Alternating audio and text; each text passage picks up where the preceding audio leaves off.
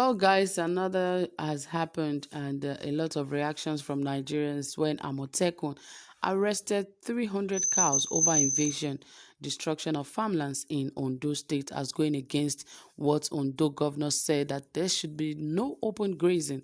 But it seems these guys are deaf; they don't understand English or whatever language was being spoken to them when they agreed that open grazing would not be allowed in most of the southwestern states. Sorry about that. And they. I don't know if it's the cows that should be arrested or the leader of the cow or the shepherd, or how would I call it?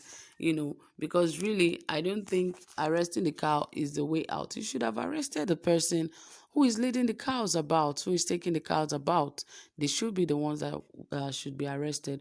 But somehow Nigerians have come to understand that the cows are more important to the Fulanis than even the Fulanis' lives itself.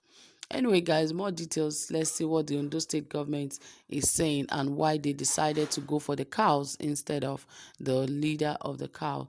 Anyway, guys, right here, please, if you have not subscribed, please do, and also give this video a thumbs up. Yes, don't forget to hit the notification bell so that you can get updated anytime we drop a new video.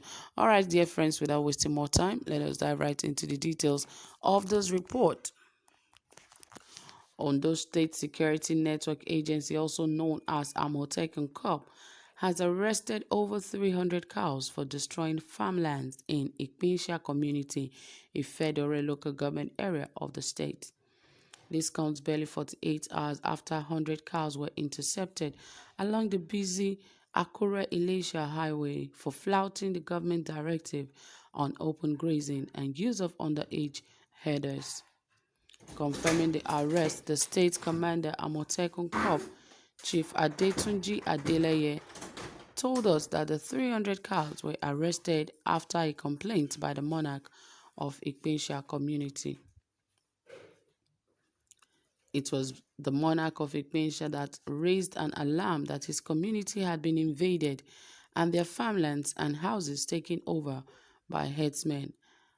Adeleye said that the arrest, however, caused a heavy vehicular traffic along the Oyemekun Oba Adeshida Road in Akure on Tuesday morning as Amotekun operatives conveyed the cows to their headquarters in Alagbaka while it was raining heavily. Like I said earlier, these guys do not understand simple English. Imagine how they've been told. In fact, they even signed that they were not going to go on open grazing anymore in the southwestern state. But see what is happening.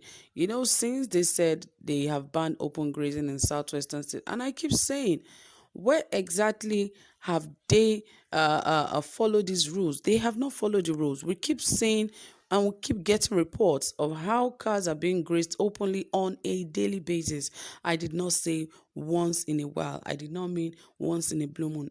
Consistently, every time you see them going about their cows, grazing them openly. They don't care whatever outcomes the government has about it, but they just go about grazing their cows, and they forgot that they signed that they were going to go with the ranching, and even before then that they said they were going to go into the forest and keep their cows there. But guess what? They are in the cities. They are not even in the rural. They are not even in the rural areas. They are in the cities, grazing their cows on the city, in the main roads. And yet they agreed with the government that they were not going to do that anymore. But guess what? They are still here. In fact, they still went to the farmlands of people, destroyed their crops and all of that. That is the most painful part. They go about people's farmlands, destroying crops that people used millions to grow. That is bad. Now imagine yesterday the government could send the military to go to Abia State to go destroy the ESN. But now these guys, herders, have been destroying people's farmlands, killing people, doing all sorts of things. What has the government done? Has the government ever swung into action saying that the Fulanis have been destroying people's farmland?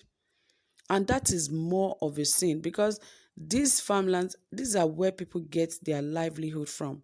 They use money to plant those crops and expecting a harvest that from this harvest they are going to make money, they are going to feed their families, they are going to do a lot of things from it. But what ended it?